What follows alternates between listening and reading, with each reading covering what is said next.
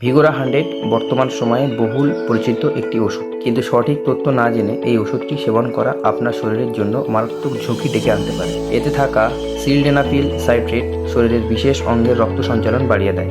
এটি মূলত রক্তনালীগুলোকে শিথিল করতে সাহায্য করে। চিকিৎসকের পরামর্শ অনুযায়ী শারীরিক মিলনের অন্তত 30 থেকে 1 ঘন্টা আগে সেবন করতে হয়।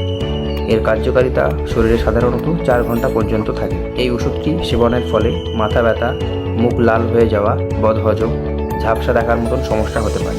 অনেকের ক্ষেত্রে বুক ধড়ফড়া নিয়ে হতে পারে। যারা হৃদরোগের ওষুধ বা নাইট্রেট জাতীয় ওষুধ খাচ্ছেন তারা ভুল করেও এটি সেবন করবেন।